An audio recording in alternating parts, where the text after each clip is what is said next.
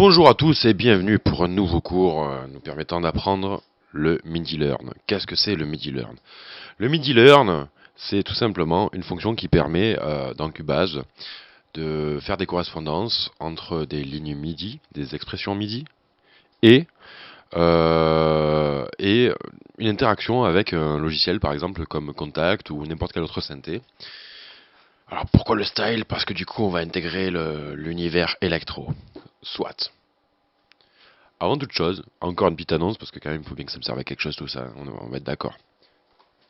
Je voudrais juste vous présenter un travail dont je suis très très fier avec Monsieur Anthony Clarp, ou Mr Clarp. Ce petit single, on est encore en préparation de l'album là, ce petit single est pour moi une véritable petite merveille. C'est la première fois que je me suis initié dans un univers jazz cabaret, avec donc Anthony, et aussi Emmanuel Evenot de Trio, le guitariste-chanteur de Trio, un des guitaristes-chanteurs de Trio, parce qu'ils sont trois, que donc je vous invite à écouter, à soutenir, parce que moi depuis le début je vous soutiens, mais bon, ça serait bien qu'on se rende l'appareil aussi au bout d'un moment. Donc je vous invite tous à écouter Monsieur Anthony Clarp. C'est donc un univers jazz cabaret festif, avec des sections cuivre, avec des batteries au ballet, de la contrebasse, tout ce que vous voulez, de la composition pure de moi-même, et des guitares jouées par moi-même, Loïs Nadal et Emmanuel Evenot, en arrangement sur certaines guitares. Je vous remercie pour cette petite parenthèse. Enfin, je vous remercie d'avoir été attentif en tout cas. Donc, bon, on va arrêter les artifices. C'était le petit artifice de ce cours-là. Et là, on va parler d'un cours donc purement dédié à tout ce qui est programmation MIDI et électro. On sort de tout ce qui est acoustique pour revenir à de l'électronique. À quoi va vous servir ce cours? Alors, désolé, je pose ma petite caméra. Hop, pour que vous puissiez voir ce que je vais faire. À quoi va vous servir ce cours? Ce cours, tout simplement, va vous permettre d'assigner n'importe quel bouton de votre clavier maître à un instrument virtuel. Ou, si vous n'avez pas de clavier maître ou de contrôleur quel qu'il soit, tout simplement d'interagir à l'aide d'une piste MIDI sur certains paramètres d'un instrument virtuel. J'aurais aimé mes lunettes de vue parce que sans ça je vais avoir du mal. J'ai donc préparé un petit cours, un petit projet Cubase, dans lequel il y a une section rythmique basique. Électro. Parce qu'en fait, ce sont des outils qu'on utilise surtout dans l'électro.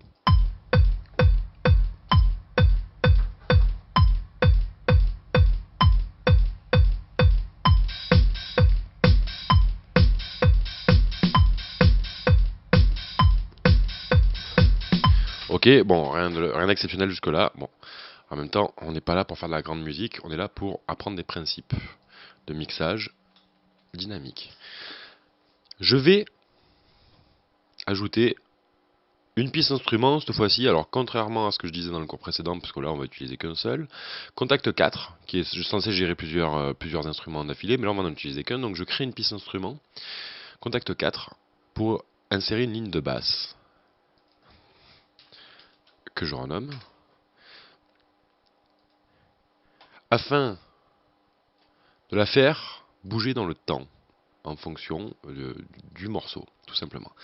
Donc, moi, ce que j'aime bien comme petite basse, ça va être la addition de Contact, qui est en fait un véritable synthé qui a été samplé, alors je sais pas vraiment lequel, mais bon, si on se renseigne, on pourrait sans doute le savoir.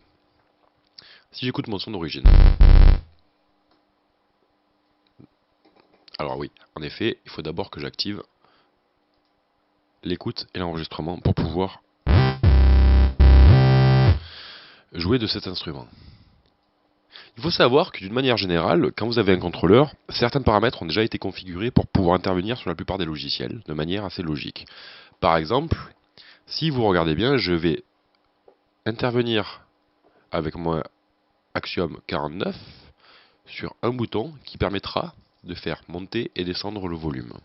Alors j'espère que la caméra filme bien le truc, mais regardez à l'écran, quand je tourne le bouton, on se rend bien compte que le volume diminue.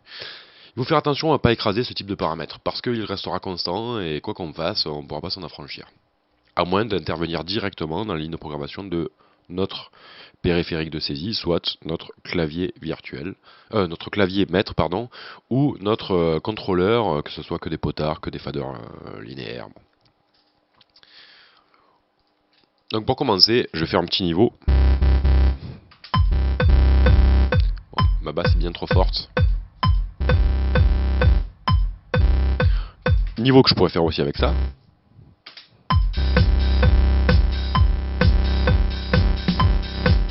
Mais bon, allez, on va le laisser comme ça. Donc l'idée c'est tout simplement d'enregistrer une petite basse là ensemble. Ce que je vais faire maintenant, bon je vais faire n'importe quoi. Hein. Du coup, hop, je mets la caméra comme ça. Alors non, là, je suis pas d'accord. J'ai mis 2 tours de kick, ok.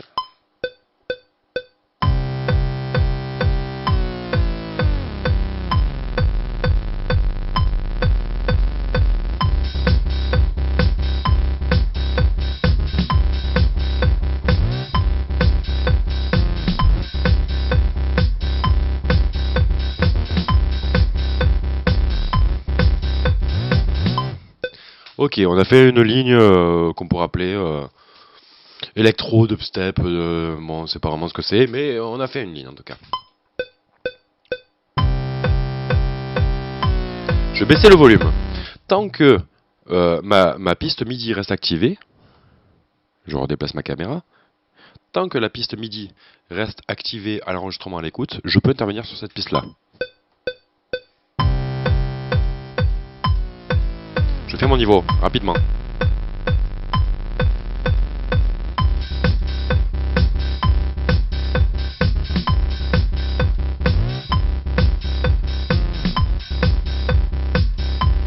Bon, il faudrait que je la quantifie parce que je n'ai pas joué forcément très juste.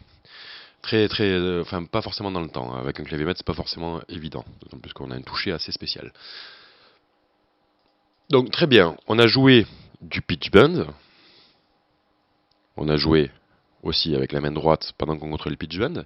Maintenant, l'idée, c'est de modifier en temps réel, tout en gardant notre piste activée là, à l'enregistrement à l'écoute, certains paramètres, tels qu'on pourrait le faire comme ça.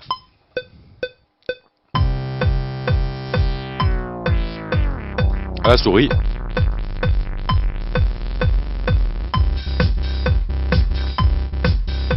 Mais on aimerait le faire, le problème, avec des contrôleurs.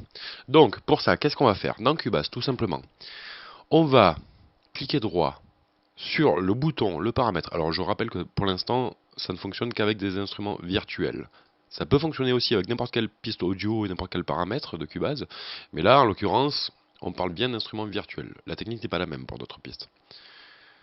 Admettons que je veuille, par exemple,